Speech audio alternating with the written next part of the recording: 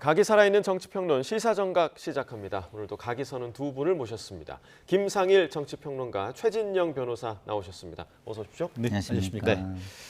자, 메스를 들고 당을 변화시키겠다라던 안철수 국민의힘 전 혁신위원장, 그야말로 20분 만에 전 혁신위원장이 되는 초유의 일이 있었는데요. 자, 어제 사실 이 일을 두고 굉장히 여기저기서 당황스럽다 이런 반응들이 굉장히 많았는데 네. 두 분 좀 어떻게 보셨습니까? 그렇죠. 국민의힘이 사실은 잘 돼야 여당도 같이 잘 될 수 있는 겁니다. 근데 좀 혁신을 통해서 좋은 정치 세력으로 거듭나기를 바라는 마음이 있었는데 아주 실망스러운 모습이었죠. 결국에는 친윤 기득권을 넘지 못할 것이라는 우려를 시작도 전에 아주 고스란히 보여줬습니다. 예. 그러니까 얼마 전에 되게 유행한 드라마 제목이 있어요. 폭삭 속았수다. 예. 폭삭 망했수다. 뭐 이런 게 갑자기 떠오르는 장면이었다 이렇게 생각이 듭니다. 예. 아주 실망스러웠다라고 해주셨는데요. 절망스럽죠. 사실 국민의힘 지지자로서 혁신의 히읗도 시작하기 전에 혁신의 칼날, 혁신의 메스가 떨어지는 모습을 보면서 정말 한숨밖에 나지 않는다는 것이 솔직한 심정 아니겠습니까? 다만 이제 그런 국민의힘 진영으로 볼 것이 아니고 안철수 의원님 입장에서 봤을 때 과연 손에 든 메스를 놓았을 때에 그러면 다른 손에 혁신의 칼을 들 수 있을지 이 부분에서는 상당히 의문이 있는 것도 아니겠습니까? 예. 어쨌든 본인으로서는 혁신위원장으로서 사실상 정권을 당에 관한 정권을 가지고 간다라고 생각을 하고 갔었었는데 알고 봤더니만 혁신이 구성하는데도 어떤 문제가 있었고 또 혁신 의제를 설정하는데도 제대로 되지 않았다라고 했기 때문에 그 이후로 금방 이 메스를 놓았는데요. 사실 그럼에도 불구하고 지금 안철수 위원장님 같은 경우에는 혁신위에 오면서 뭐라고 했습니까? 나는 혁신위에 목숨 건다 쉽게 말하면은 그러면서 이번 전당대회는 나가지 않는다라고 그렇게 결심을 했으면 그대로 갔으면은 나름대로 어떤 울림이 컸을 텐데 이 메스를 들자마자 바로 20분 만에 났다는 점에서 아쉬움이 큰 결정이 아닌가 생각합니다. 네, 실망, 절망, 폭삭 망했수다까지 이야기를 좀 해주셨는데요. 어제 결정에 대해서 안철수 의원이 오늘 아침 라디오에서 입장을 좀 밝혔습니다. 함께 들어보겠습니다. 절대 안 된다라는 표현을 저한테 하지는 않았고 굉장히 난감하고 그렇게 하면 오히려 당의 분란만 초래한다. 인적 쇄신이라는 게 여러 가지가 있잖아요. 그거는 전체적으로 비대위에 맡겼습니다. 그 수준은 그쪽에서 정하시고 어쨌든 국민들이 납득할 수 있는 수준의 인적 쇄신이 먼저 선행이 되어야 이 혁신위가 성공하고 그 비대위가 성공하고 결국 우리 당도 성공할 수 있다. 이렇게 말씀드렸죠. 이 두 사람은 무조건 잘라야 됩니다. 이것도 아니고. 예, 그것도 아닙니다. 추상적 일반적인 얘기를 한 건데 그것도 못 받았다는 얘기네요. 예, 그렇습니다. 어제 안철수 혁신위원장이 사퇴를 했습니다. 당의 변화와 쇄신을 바라고 계신 당원 동지들과 국민 여러분께 혼란을 드려서 송구하다는 말씀을 다시 한번 드립니다. 조속한 시일 내에 신임 혁신위원장을 모시고 당의 쇄신을 이끌 혁신위원회를 출범시키도록 하겠습니다. 송원석 비대위원장이 원내대표 선출을 할 때 혁신위원회 출범을 공약으로 내걸었지만 포기하는 용기도 있어야 된다. 지금 하루빨리 전대를 소집해서 새로운 당원과 국민의 지지를 받는 강력한 지도부가 모든 것을 하게 해야 된다. 자, 일단 안철수 의원의 입장을 보자면 인적 쇄신 그 자체만으로 송원석 비대위원장이 좀 부담스러워했다 이런 얘기로 좀 들리거든요. 그러니까 지금 원내 지도부는요.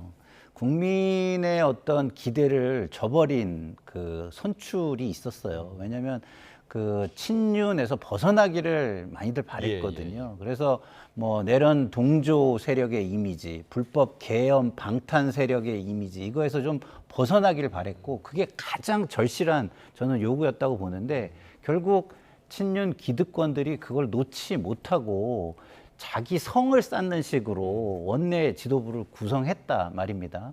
그러면 그때서부터 어떠한 목소리도 국민들에게 들리지 않아요. 그러니까 야당으로서 여당을 비판하고 집권 세력을 비판해야 되는데 그 소리가 들리지 않고 자꾸 자기 방어적으로 이미지가 계속 보이는 겁니다. 거기서 벗어나지 못하면 저는 국민의힘은 정말 앞으로의 선거에서 희망이 없다 이렇게 생각을 합니다.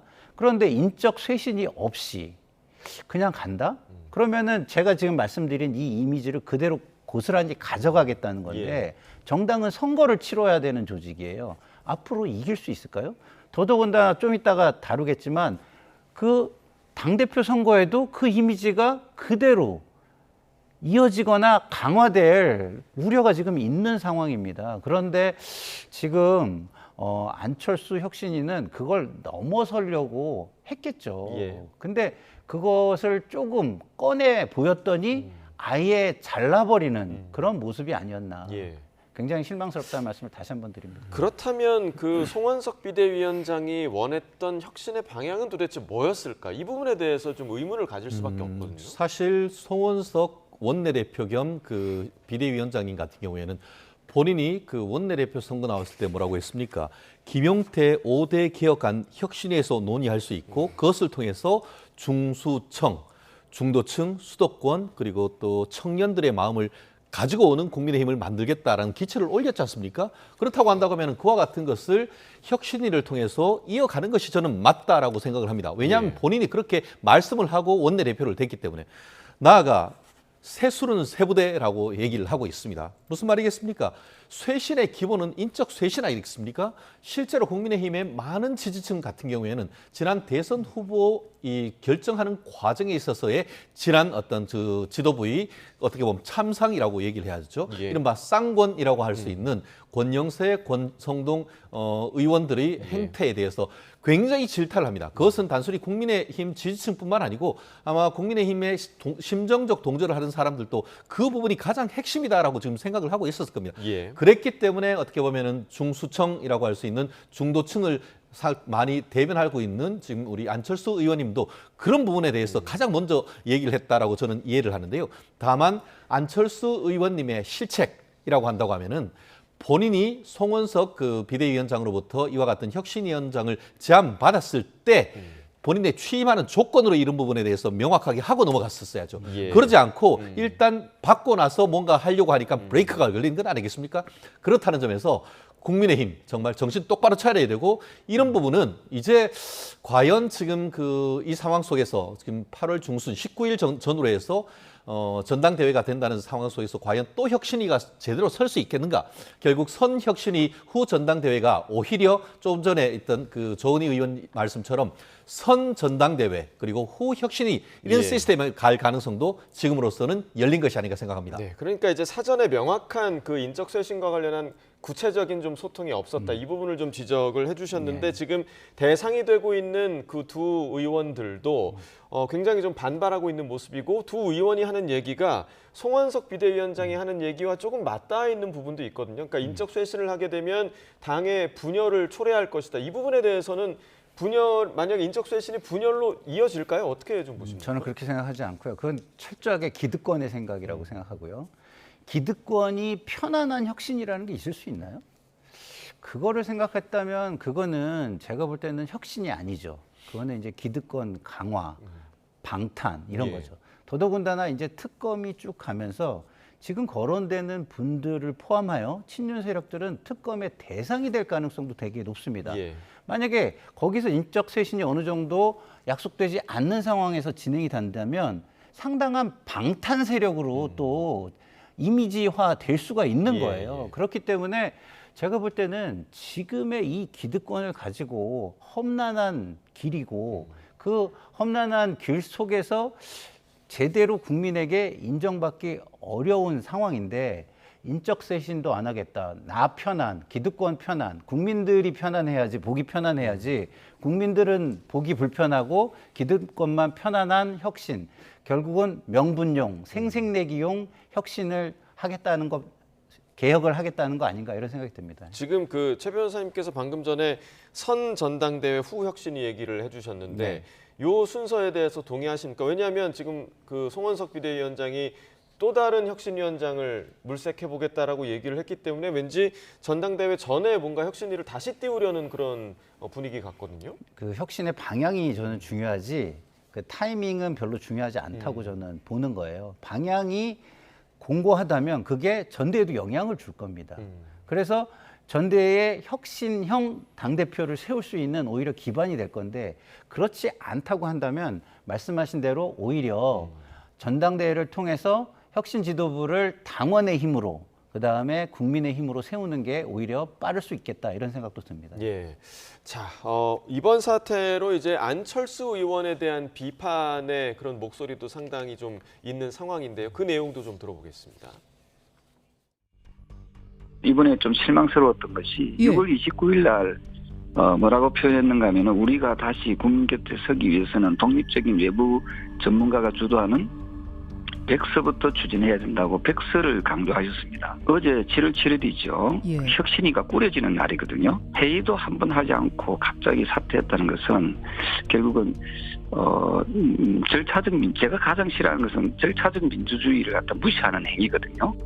반윤의 기치를 드는 대표 주자가 된다 하기에는 약간 좀 1% 부족한 그런 느낌이 좀 있어요. 그러니까 혁신위를 시작하면서 그때 초심에서 그냥 진행을 하고 모든 것을 우리 당원들이나 국민들이 바라는 대로 했다면 반윤의 기치를 드는 대표 주자가 될 수 있었을 텐데 어떤 면에서는 이게 또 다른 철수가 돼버린 거라.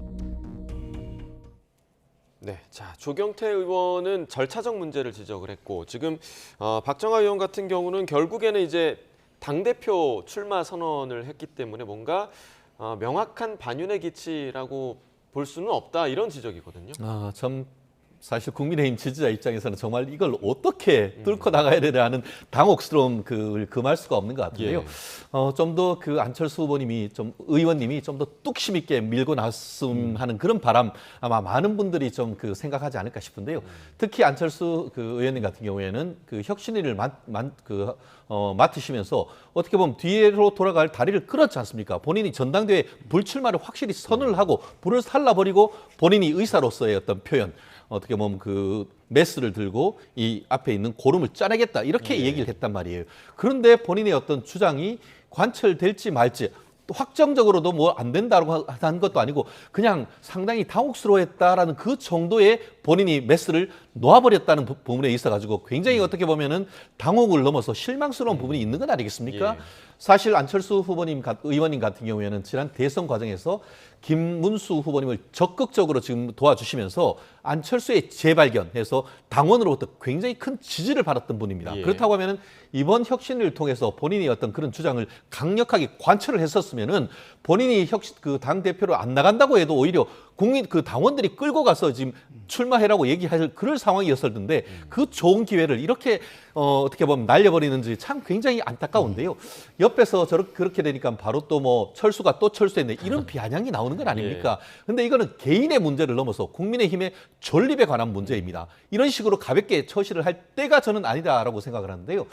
다만 좀 전에 조경태 의원님 같은 경우에는 물론 뭐 조 의원님 지난 대선 과정에서 나름대로 역할을 한 점은 있습니다만 한동훈계의 어떻게 보면 좌장으로서 과연 PK 지역에서 정말 김문수 후보의 당선을 위해서 정말 전심으로 노력했는지 비판적 시각도 있다는 것 저는 말씀드리고 싶고요. 그렇기 때문에 지금 현재로서는 누구를 비판하기보다는 과연 대안이 무엇인지를 제시하는 그런 중진이 되기를 저는 개인적으로 바랍니다. 권성동 의원은 지금 상황을 이렇게 분석을 했더라고요. 그러니까 지금 전당대회 앞두고 한동훈 전 대표가 당대표 도전을 하지 않을 것이다라는 분위기가 최근에 좀 형성이 됐었기 때문에 오히려 이런 기류가 안철수 의원을 자극한 거 아니냐. 그러니까 당대표에 나오게 자극한 거 아니냐. 이런 분석에 대해서는 좀 어떻게 보십니까? 글쎄요. 저는 그렇게 크게 한동훈 대표가 안 나오는 게 안철수 의원을 자극했다 이렇게 보지 않아요. 왜냐하면 안철수 의원은 자기가 뭔가 존재감을 드러내고 싶은 의욕이 있었을 거예요. 근데 그걸 혁신위를 통해서 드러내고 싶었던 거죠. 그래가지고 지도부가 전권을 주겠다는 어느 정도의 약속을 받고 뭔가 해보려고 했는데 이거 정권 안 줄 것 같네 이런 생각에 미리 이제 철수를 한 건데 말씀하신 대로 그 부분이 아쉬운 대목이에요. 좀 더 투쟁을 하면서 예를 들어서 혁신, 개혁 이거는요. 내가 내 손에 피를 묻히겠다는 겁니다. 예. 손에 피를 묻힌다는 거는 수많은 비판과 비난을 각오해야 된다는 의미예요. 근데 그런 투쟁의 모습을 보이고 그 투쟁 속에 헌신하고 희생되는 모습을 보이고 그런 다음에 그걸 국민과 당원이 알아줘서 국민에 의해서 당원에 의해서 부활되는 모습 이걸로 갈 생각을 했어야 되는데 이 또한 또 너무 쉽게 자기 존재감을 보이려고 했던 거 아닌가라는 부분에서 좀 아쉽다는 말씀을 저도 드리지 않을 수 없고요. 권성동 의원의 얘기는 제가 볼 때는 그냥 본인이 그냥 그렇게 뭐 생각한 부분을 그냥 얘기한 것뿐이다. 자기 생각을 얘기한 것뿐이다. 이런 생각이 듭니다. 예. 자, 지금 말씀 나누는 중에 속보가 하나 들어와서 좀 전해드리겠습니다. 김건희 특검팀에서 김영선 전 의원의 자택을 압수수색을 했다라는 소식이 들어왔습니다. 김영선 전 의원 같은 경우는 김건희 여사의 공천 개입 의혹의 좀 중심에 있는 인물이기도 한데요. 김영선 전 의원에 대해서 강제 수사, 자택 압수수색을 단행했다라는 소식이 조금 전에 들어왔습니다. 관련된 구체적인 소식이 들어오면 계속해서 좀 전해드리도록 하겠고요. 자, 그래서 이제 이번 그 안철수 의원의 결정으로 인해서 오히려 한동훈 전 대표가 전대에 나올 가능성이 높아진 거 아니냐 이런 얘기도 좀 들리고 있고요. 또 김문수 전 후보의 이제 당권 도전과 관련된 얘기도 계속 나오고 있는데 이번 전당대회 좀 구도를 좀 어떻게 예상하십니까? 결국 누가 나오는지 이 부분은 결국 내년에 있는 6월 지방선거에 있어서의 승패에 대한 예측 이런 부분이 본질적인 부분으로 자리 잡고 있는 것이죠. 예. 결국 그 국민의힘 그 이번에 당 대표가 나오는 분 같은 경우에는 지방선거 공천에 어떻게 보면 공천권을 가지고 공천권이 있으면은 그에 따른 결과에 대한 책임을 지는 건 아니겠습니까? 결국 그 내년 6월에 공천을 해서 승리의 가능성이 있다라고 하면은 아마 많은 분들이 실질적으로 배팅을 하면서 나올 겁니다. 그런데 그 부분에 대해서 여전히 자신감이 없으니까 나갈까 말까. 혹시 내년에 6월 달에 폭망하면은 그러면 2년짜리 그 어떻게 보면 그 당 대표 기간이 1년으로 물러난 거 아니야. 이걸 가지고 지금 유불리를 지금 하고 있는 건 아닙니까? 그러다 보니까 이제는 이게 될까 말까 이런 걸 보면서 국민들은 정말 답답해하는 거예요. 결국 어떻게 보면은 지금 저는 그럼에도 불구하고 김문수 후보님 나올 가능성이 높고 예. 또 한동훈 전 대표 나올 가능성이 좀 높다고 봅니다. 그래서 이른바 당내 대선 후보 경선 2라운드가 될 가능성이 좀 높다라고 보는데요. 결국 뭐 대리전으로 해서 한동훈 전 대표 같은 경우에는 좀 전에 얘기했던 조경태 의원이 앞으로 나온다 그런 얘기도 있지만 예. 현실적으로 점점 다가갈 그 8월 중순으로 다가갈수록 결국 그 지지층의 어떤 압력이 있을 것이고 그에 대한 어떤 압력으로서 어떻게 보면 지난 대선에 있었던 그 후보로 있었던 그 김문수 후보님 나아가 좀 한동훈 후보 예. 이런 식으로 해서 두 분의 2차전이 있을 가능성 전 개인적으로 점쳐봅니다. 네, 지금 뭐 말씀하시면서 답답함에 한숨도 쉬시고 예. 하셨는데 지금 그러니까 국민의힘 그 전대가 제2의 대선 경선이 될 것이다. 대선 경선 시즌 2가 될 것이다. 이런 전망도 있는 상황에서 대선 후보로 나왔던 사람 나오지 마라. 이런 목소리도 굉장히 좀 나오고 있고요. 이런 여러 가지 좀 분위기에 대해서 어떻게 좀 분석하고 계십니까? 사실 이재명 대통령께서 대선에서 치고 당대표에 출마할 때 국민의힘의 모든 사람들이 이게 말이 되냐. 큰 선거에서 졌으면 책임을 지고 자숙의 기간을 가져야지. 이렇게 얘기했습니다. 예. 근데 지금 다 나오면 사실은 그것에 대해서는 과거의 한 말을 정말 좀 약간 무색하게 하는 그런 게 되겠죠. 그렇지만 한동훈 후보한테는 되게 안철수, 아까 권성동 의원이 얘기한 안철수 후보의 이런 모습이 그 자극하는 게 아니라 김문수 후보의 출마가 자극을 할 거라는 생각이 들어요. 왜냐하면 만약에 한동훈 후보가 먼저 나간다 그랬으면 제가 이런 비판을 한동훈 후보한테 해야 되거든요. 근데 김문수 후보가 나온다 그러면 어떻게 되는 거냐면 이거는 윤석열, 정광훈 세력이 당을 장악하겠다는 거네?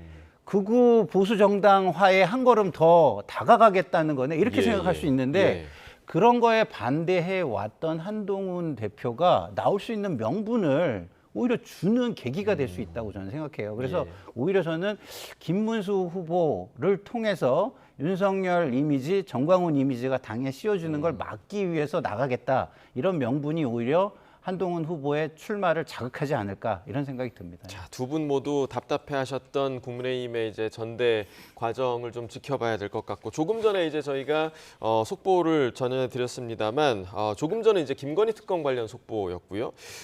윤석열 전 대통령의 구속영장 심사 이제 하루 앞으로 다가왔습니다. 내일이면 이제 구속 여부가 결정이 되는데요. 민주당은 또 검찰개혁 추진에 전방위로 나서고 있는 상황입니다. 관련한 오늘 아침 여야의 목소리를 들어보겠습니다. 내란 수계 윤석열의 마지막 여흥은 끝났습니다. 이제 감옥으로 돌아갈 시간입니다. 내일 오후 윤석열의 구속영장 실질 심사가 있습니다. 4개월간의 탈옥 생활 그 끝이 보입니다. 내일은 사법부에 대한 국민의 신뢰가 회복되고 윤석열이 무너뜨린 상식과 정의가 바로 서는 날이 되길 기대합니다. 더불어민주당이 검찰 조작 기소 대응 TF라 쓰고 이재명 셀프 사면 TF라고 읽히는 괴이한 TF를 출범시켰습니다. 최악의 리스크로 꼽히는 불법 대북 송금 사건을 검찰의 이재명 죽이기 공작 사건이라고 규정했습니다. 이화영에 대한 대법원의 징역 7년 8개월 확정 판결을 전면 부정하고 나선 것입니다. 이재명 대통령 살리기를 위한 대법원 판결 뒤집기로 보입니다. 집권여당 행동대장들을 앞장세운 이재명 대통령의 셀프 사면 시도이며 무도하기 짝이 없는 반헌법적 사법부 무력화 기도입니다. 자, 내일 윤 전 대통령의 구속 여부가 결정될 가능성이 지금 상당히 높은 상황인데 일단 최 변호사님께서는 변호사로서 내일 그 결과를 좀 어떻게 예상을 하십니까? 누구도 단정하기는 어렵습니다만 저는 여전히 구속영장이 기각될 가능성도 상당히 있다라는 말씀을 드리고 싶은데요. 왜 그러냐 하면은 이번에 5개 어떤 범죄 중에 가장 사실 핵심은 지난 1월 달에 있었던 그 공수처 발부받은 영장을 집행하는 것을 조직적으로 막았다라는 혐의, 그것이 특수공무집행방해죄가 되는 겁니다. 그런데 지금 그 윤 전 대통령 변호인단의 얘기에 따르면은 그와 동일한 사유로 해서 지난번 그 김성훈 그 경호처 차장에 대해서 지난 3월 구속영장을 청구를 했는데 그 특수공무집행방해죄에 대해서 다툼의 여지가 있다라는 이유로 해서 구속영장을 기각했다는 말이에요. 그 말씀은 뭐냐면은 다들 아시다시피 지난 3월 7일, 8일 경에 윤 전 대통령 내란 수괴 혐의로 구속영장이 돼서 있다가 그때 구속영장을 지기현 부장판사가 취소를 했습니다. 그 구속 취소를 했던 가장 핵심적인 이유가 뭐냐면은 검수완박법에 따라서 내란죄 같은 경우에는 수사권이 경찰에 있는데 그것을 공수처가 수사를 하고 그걸 서부지방법원에서 청구를 해서 발부받은 그 영장은 이대로 구속해서 갈 경우에는 항소, 상고, 나아가 재심까지도 문제될 수 있다라고 해서 공수처의 영장 집행 자체가 문제가 있다는 취지로 판결을 해버렸단 말이에요. 그렇다고 하면은 가장 지금 5가지 다른 직권남용이 있습니다만 그거는 부차적인 것이고 가장 핵심적인 지금 문제가 되는 특수공무집행방해죄 이 부분을 과연 범죄의 소명이 있을 것이라고 판단하느냐. 그런데 말씀드린 것처럼 이미 중앙지방법원 같은 경우에는 동일한 사유에 대해서 다툼의 여지가 있어서 영장을 기각했는 그런 사유가 있는데요. 그 외에 지금 보면은 여러 가지 이유를 들면서 그 대통령 어떻게 보면 경호처법 위반이라든가 여러 가지 있습니다. 그거는 사실 부차적인 것이기 때문에 이런 부분을 이유로 해서 과연 영장을 발부해 줄지에 대해서는 의문입니다. 다만 발부될 가능성에 대해서도 염두에 두는 것은 말씀드린 것처럼 내란 수괴는 지금 석방돼 있는데 내란의 중요 임무 종사자라든가 다른 사람들은 다 구속돼 있습니다. 이 형평성은 어떻게 하는가? 아마 내란 특검 같은 경우에는 그 형평성에 대해서 가장 핵심을 두고서 얘기를 할 것이고 변호인들 같은 경우에는 그것은 그것이고 이미 윤 대통령은 지난번에 구속돼 있었는데 수사기관이 제대로 된 영장을 제대로 관리하지 못함으로써 그에 대한 책임은 당신들이 져야 된다. 그런 논리로 있기 때문에 법원이 어떤 판단을 할지는 좀 더 지켜봐야 된다는 입장입니다. 네, 지금 말씀해주신 이제 당시 구속 취소 때 문제가 됐던 수사권 문제는 지금은 이제 해소된 네. 그런 상황인 것 같고 네. 특검이 한덕수 전 총리를 공범으로 적시했다고 하고요. 네. 또 여러 국민의힘 의원들이 또 연관됐을 가능성도 지금 나오고 있는데 그렇죠. 이래서 사실 국민의힘에서 이 특검을 반대했던 거 아니겠습니까? 그렇죠. 그러니까 네. 과연 당에서 이 부분을 좀 어떻게 대응할지 이 부분도 좀 궁금합니다. 그러니까요. 국민의힘에서는 이 부분을 좀 자유롭게 이렇게 털고 정치 행위를 하기 위해서도 인적 쇄신이 필요한 겁니다. 제가 아까도 말씀을 드렸고, 그리고 우리 최준영 변호사님도 구속영장이 나오지 않을 가능성도 있다고 말씀하시잖아요. 예. 도 있다고 말씀하시는 건 나올 가능성이 좀 더 높기 때문이라고 저는 생각하는데 이게 나올 가능성이 좀 다수설인 것 같고요. 말씀하신 대로 형평성 부분이 있고, 두 번째는 지금 이렇게 말씀해 주신 많은 분들이 예. 영향력 있는 자리들에 많이 있어요.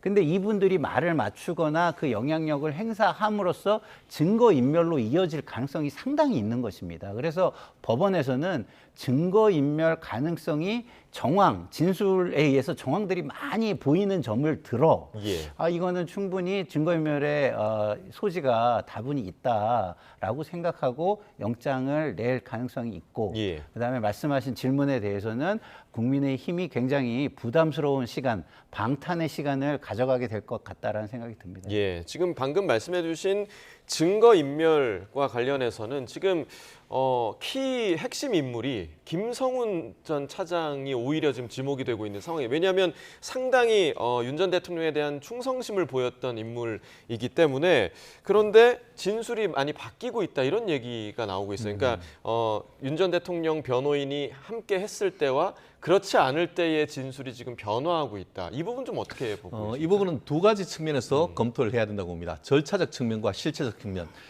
절차적 측면에서 어떻게 보면은 굉장히 수사는 밀행성, 기밀성이 유지가 돼야 되는데 김성훈 전 차장의 어떤 진술이 어떤 식으로 해서 어떤 이른바 빨대를 통해 가지고 언론에 나오는지 자체에 대해서 저는 수사 기밀이 누출된다는 점에 대해서 상당히 어떻게 보면 우려스러운데요. 실제로 어제 같은 경우에는 특검발로 어떤 얘기가 나오냐면은 어떻게 66장이나 되는